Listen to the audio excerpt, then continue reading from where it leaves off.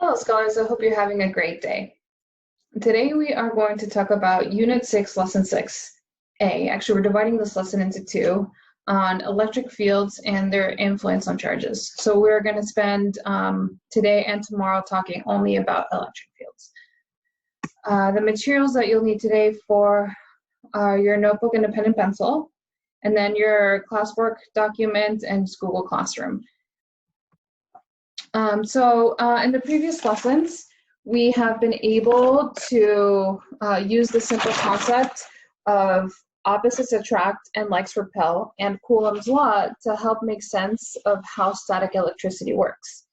Today, we are going to try to answer the following guiding questions. And we're going to do that through quite a bit of reading today. So today's lesson is heavily based on reading, and then tomorrow we're going to be doing some more visual practice to help us better understand what's going on. It's extremely important today that you use the visual examples that are in the text reading to help you answer the check for understandings. So there are two guiding questions for today are, how does the force of a charged object communicate with another charged object? And how can we determine the potential energy a point charge has related to its position? Point charge refers to like one individual charge, like we've been seeing with all the different examples that we have. So we're going to do that for through a reading, then a quick pause for check for understanding, then we're going to continue reading, another check for understanding, go over a few key points, and then we'll do our ISIC ticket for today. All right, so before we start, I just want to do a quick introduction. So back in Unit 2, we defined a force as a push or a pull. So far, we've seen that charged objects exert a force on each other without actually touching. So how can we still call electric force a force then? Okay, take a minute to think about this for yourself. Is it that the physicists missed something here? Is there other types of forces maybe that we just haven't discussed? Or does a force have to be a push or a pull? Right, it's an interesting thing to think about. So today the first part of your reading will directly discuss this idea. And then the second part of your reading is going to discuss the second important point here of your guiding question. Okay.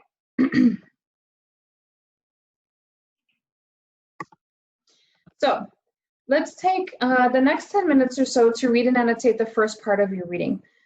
Keep in mind these new vocabulary words that are going to pop up and make sure you annotate for those. There's our electric field, source charge, test charge, and electric potential energy. All right, when you are done with your reading, you can come back and continue and press play to continue with the video. Press pause now.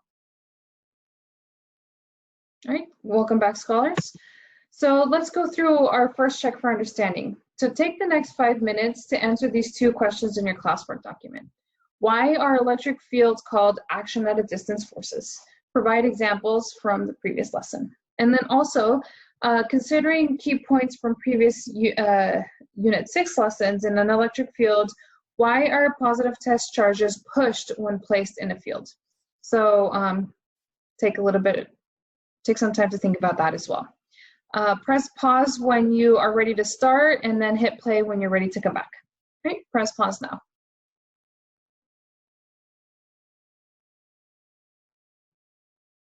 All right, scholars, welcome back.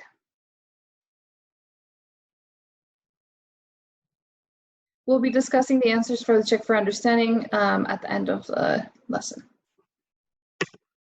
Okay, so now for the second part of our reading.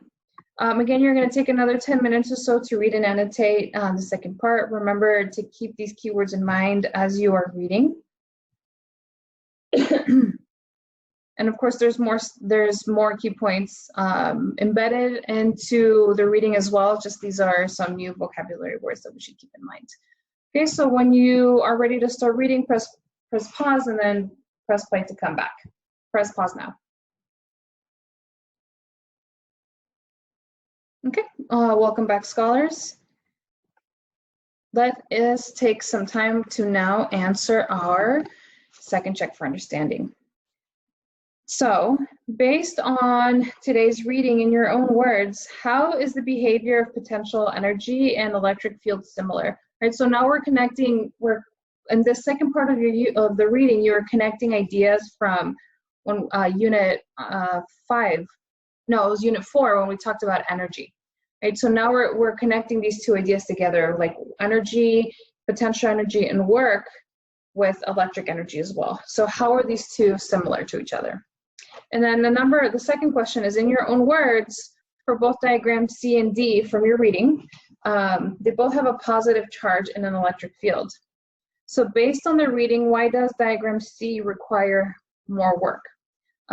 Include Coulomb's law in your answer if possible. Okay, so then take the next 5 to 8 minutes to answer these questions. And when you're ready, press play to come back. All right, press pause now. Great. Moving along. So these are our key points that we should be writing into your notes. So take a second to take out your notebook if you don't have it already next to you. The first key point is that electrical forces are communicated through electric fields. So in the beginning of class, we talked about, like, how is it that are these electrical forces actually forces? And they are. There's no such thing as an action and a distance force, right? So gravity is also the same case. Gravity, even though it seems like if we drop something, it falls down to the ground, it's not something invisible that's pulling it to the ground. The earth is actually, there's a field, like a force, that's also a field that's also pulling, that's communicating the gravitational force. So electrical forces are the same thing. An electric field is how our forces are communicated. So there's no magic. Well, kind of. It is a little like magic. Anyway, electric fields are also modeled as lines emanating from the center of a charge. So we've seen in those diagrams, like we have here, there's a positive charge and the lines are coming out of it, right? So we see these lines coming out, and you saw that in your reading as well, right? So that's how we can model electric fields, because we're not able to see them, right? And then another thing is, for electric field lines, another key point is that the more lines there are, the stronger the force, and the less lines there are, the weaker the force. Okay, and the last key point is that electric potential energy a charge has in an electric field is directly related to its position relative to the source charge of an electric field. So that's just a fancy way of explaining what I just said, that the closer you are, the more field lines there are. So that means that the closer you are to the charge, the more electric potential energy there is, right? And work is required to move the charge against the field. So just like we saw all the way back when we were talking about work in unit 4, work is required to push against an electric field as well.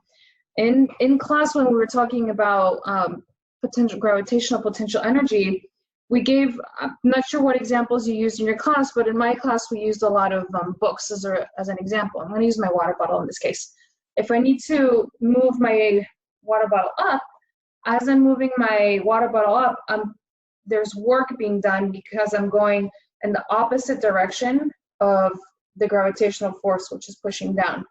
All right, so I'm doing an upward work here.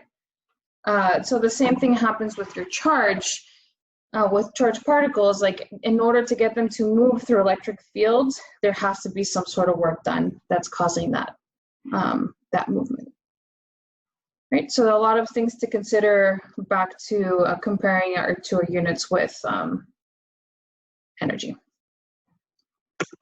All right, so our exit ticket for today is, does a system that contains a source charge object and a test charge contain potential energy, and why? So remember, our source charge is the charge we're looking at that's emanating the field, and a test charge is just a charge that we put in the vicinity of the source charge to look at its electric field, okay, and how much strength the potential energy and the electric field has. All right, so take the next few minutes to answer this question. And once you are done, then just make sure to turn in your work into your Google Classroom and upload everything before the end of today. Any more clarifying questions, you can ask your teacher. We're also going to spend tomorrow talking about this a lot more in depth. We're going to be doing some more visuals and going through a PhET simulation to help us better understand what's going on. All right, I hope you have a wonderful day. Take care, scholars.